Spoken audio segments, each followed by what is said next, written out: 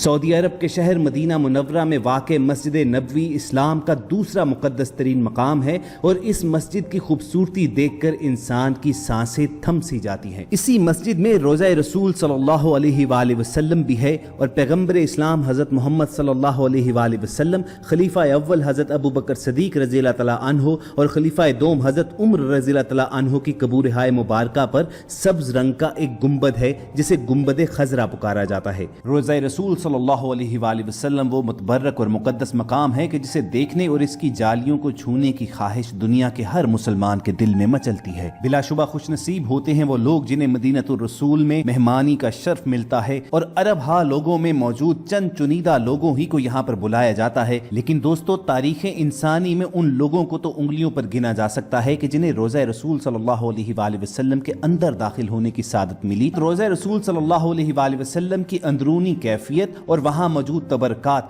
ہمیشہ سے مسلمانوں کے لیے دلچسپی کا باعث رہے ہیں، مگر روضہ رسول صلی اللہ علیہ وآلہ وسلم کی حفاظت اور اس کی اندرونی دیکھ بھال کے لیے سعودی حکومت کی جانب سے خصوصی انتظامات کیے گئے ہیں اور کوئی بھی شخص مخصوص افراد کے علاوہ روضہ نبوی صلی اللہ علیہ وآلہ وسلم میں داخل نہیں ہو سکتا۔ یہاں پر ایک وضاحت نہایت ضروری ہے، کوئی بھی اصل قبر مبارک تک رسائی نہیں رکھتے تھے۔ آخری مرتبہ جب کوئی رسول اللہ صلی اللہ علیہ وآلہ وسلم کی قبر مبارک تک گیا تھا تو یہ 550 برس پہلے کا واقعہ ہے۔ وہ حجرہ شریف جس میں آپ صلی اللہ علیہ وآلہ وسلم اور آپ کے 2 ساتھیوں کی قبریں ہیں، اس کے گرد ایک 4 دیواری ہے۔ اس 4 دیواری کے بعد اس کے ارد گرد ایک اور دیوار کھینچی گئی جو 5 کونوں پر مشتمل ہے، اور یہ خصوصی دیوار حضرت عمر بن عبد العزیز رحمۃ اللہ علیہ نے اپنے دور خلافت میں بنوائی تھی، اور اس دیوار کے 5 کونے رکھنے کا مقصد اسے خانہ کعبہ کی مشابہت سے بچانا تھا۔ اسی 5 کونوں والی دیوار پر بڑا سا سبز رنگ کا کپڑا یا غلاف ڈالا جاتا ہے۔ یہ تمام دیواریں بغیر کسی دروازوں کے ہیں، چنانچہ کسی کا بھی ان دیواروں کے پار اصل مرکز مبارک تک پہنچنا محال ہے۔ جن بھی سربراہان مملکت یا خاص شخصیات کو روضہ مبارک کے اندر داخل ہونے کا شرف حاصل ہوا ہے، وہ اس 5 کونی دیوار پر پڑے سبز کپڑے تک ہی جا پہنچتے ہیں۔ تاریخی روایات کے مطابق گزشتہ 1300-1400 برس کے دوران اس 5 کونی دیوار کے پار سوائے 2 افراد کے کوئی نہیں جا سکا۔ پہلی مرتبہ 91 ہجری میں حضرت عمر بن عبد العزیز کے دور میں ان کا غلام، اور دوسری بار 881 ہجری میں معروف مورخ علامہ اصمہودی کے مطابق وہ خود۔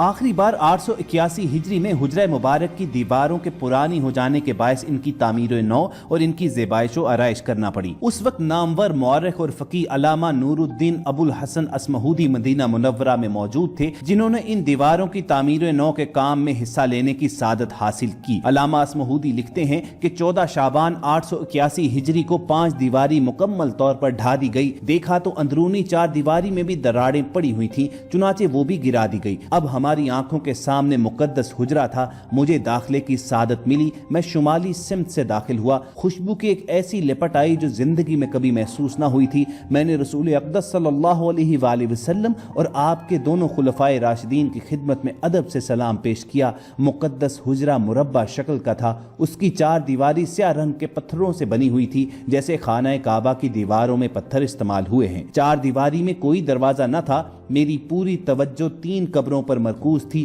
تینوں سطح زمین کے تقریباً برابر ہو چکی تھی، صرف ایک جگہ ذرا سا ابھار تھا۔ یہ شاید حضرت عمر فاروق رضی اللہ تعالیٰ عنہ کی قبر مبارک تھی۔ رسول اللہ صلی اللہ علیہ وآلہ وسلم کا جسد مبارک حجرہ نبوی کی جنوبی سمت میں دفن کیا گیا۔ حجرے کی دیوار اور رسول اللہ صلی اللہ علیہ وآلہ وسلم کے مرکز مبارک کے درمیان صرف 1 ہاتھ کا فاصلہ ہے۔ رسول اللہ صلی اللہ علیہ وآلہ وسلم کا سر مبارک مغرب کی سمت، پاؤں مشرق کی جانب اور آپ کا چہرہ انور قبلہ رخ رکھا گیا۔ جب خلیفہ اول حضرت ابو بکر صدیق رضی اللہ تعالیٰ عنہ کی وفات ہوئی تو انہیں بھی یہیں پر دفن کیا گیا اور ان کا سر مبارک رسول اللہ صلی اللہ علیہ وآلہ وسلم کے شانوں سے ذرا نیچے رکھا گیا۔ اسی طرح خلیفہ دوم حضرت عمر رضی اللہ تعالیٰ عنہ کی وفات ہوئی، ان کا سر مبارک حضرت ابو بکر صدیق کے شانوں سے ذرا نیچے رکھا گیا۔ حضرت عمر رضی اللہ تعالیٰ عنہ کی تدفین کے بعد ام المومنین حضرت عائشہ صدیقہ رضی اللہ تعالیٰ عنہا نے اس حجرے میں ایک دیوار کھینچ دی اور یوں یہ حجرہ 2 حصوں میں تقسیم ہو گیا۔ خلیفہ ولید کے دور میں یہ دیوار گر گئی تو حضرت حضرت عمر بن عبد العزیز رحمت اللہ علیہ نے اندر جا کر دیکھا تو انہیں معلوم ہوا کہ اس دیوار کا گرنا قبر مبارک پر ہوا ہے اور اس سے حضرت عمر رضی اللہ تعالیٰ عنہ کے پاؤں مبارک ظاہر ہو چکے ہیں۔ حضرت عمر بن عبد العزیز رحمت اللہ علیہ نے قبور مبارک کے ارد گرد سیاہ پتھروں سے بنی ایک 4 دیواری تعمیر کروائی اور اس 4 دیواری کے باہر ایک 5 کونوں والی دیوار بھی بنوا دی گئی، جس کا مقصد اس 4 دیواری کو خانہ کعبہ سے مشابہت ہونے سے بچانا تھا۔ حرمین شریفین کے امور کے محقق محی الدین الہاشمی لکھتے ہیں کہ حجرے میں داخل ہونے کا واحد راستہ سبز رنگ کا مشرقی دروازہ ہے جو 600 برس سے زیادہ پرانا ہے۔ داخل ہونے کے بعد ہی سامنے سفید رنگ کا سنگ مرمر ہے جس کو شاہ فیصل شہید کے دور میں بنایا گیا۔ اس کے بعد سیدہ فاطمہ رضی اللہ تعالیٰ عنہا کا تخت ہے اور اس کے عقب میں ان کی محراب ہے۔ تخت وہ مقام ہے جہاں سلاطین اور حکمرانوں کی جانب سے پیش کیے جانے والے قیمتی تحائف کو رکھا جاتا تھا۔ اس تخت میں موجود تمام اشیاء کو ٹرین کے ذریعے استنبول کے توپ کاپی پیلس پہنچایا گیا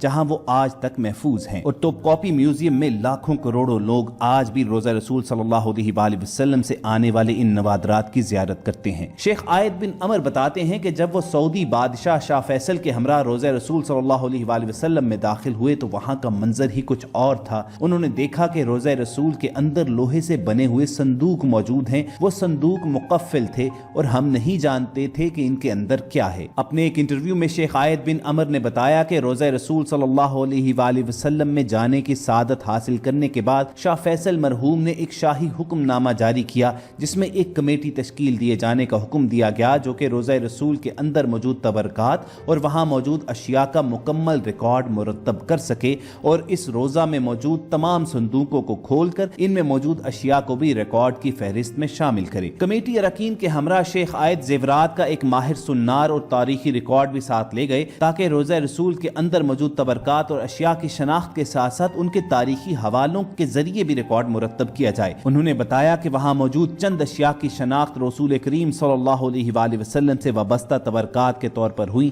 جن میں آپ کے روزمرہ استعمال کی اشیاء بھی شامل تھیں۔ صندوقوں کے بارے میں روایات ہیں کہ یہ ترکوں کے زمانے ہی سے یہاں پر رکھے ہوئے ہیں۔ خلافت عثمانیہ کے عہد میں جب ترک مدینۃ الرسول اور مکہ مکرمہ کے متولی تھے تب سے یہ چیزیں یہاں پر موجود ہیں۔ پہلے صندوق کا معائنہ کیا گیا تو اس میں سونے کی چھوٹی اینٹیں اور زیورات پائے گئے، جبکہ دوسرے صندوق میں چاندی کی زنجیریں ملی جو حرم مکی میں اور خانہ کعبہ پر لٹکائی جاتی تھی۔ اس کے علاوہ حضرت محمد صلی اللہ علیہ وآلہ وسلم سے منسوب بعض خطوط بھی حجرے کے اس سامان میں شامل تھے۔ شیخ عائد کی سربراہی میں اس کمیٹی نے 15 روز تک حجرے میں موجود اشیاء کا جائزہ لیا اور پھر حجرے سے ملنے والے تمام زیورات اور نبی کریم صلی اللہ علیہ وآلہ وسلم کی ذات سے منسلک تبرکات کو مدینہ منورہ کے میوزیم میں رکھوا دیا گیا۔ دوستو، گنبد خضرا اور روضہ رسول صلی اللہ علیہ وآلہ وسلم کی تاریخ کا یہیں پر اختتام ہوتا ہے۔ ہمیں پوری امید ہے کہ ہماری یہ کاوش آپ کو پسند آئی ہوگی اور اس ویڈیو سے آپ کی انفارمیشن میں ضرور اضافہ ہوا ہوگا۔ اگر آپ کو یہ ویڈیو اچھی لگی ہو تو اسے لائک کر کے فیس بک اور واٹس ایپ کے ذریعے میکسیمم لوگوں تک پہنچائیے، اور فیوچر میں بھی ایسی معلوماتی، تاریخی اور اسلامی ویڈیوز حاصل کرنے کے لیے ریڈ بٹن پر کلک کر کے اور بیل آئیکن کو پریس کر کے پیپ لائف کے سبسکرائبر ضرور بنیے۔ بہت جلد آپ سے دوبارہ ملاقات ہوگی۔ اپنا اور ارد گرد کے لوگوں کا خیال رکھیے۔ اللہ حافظ۔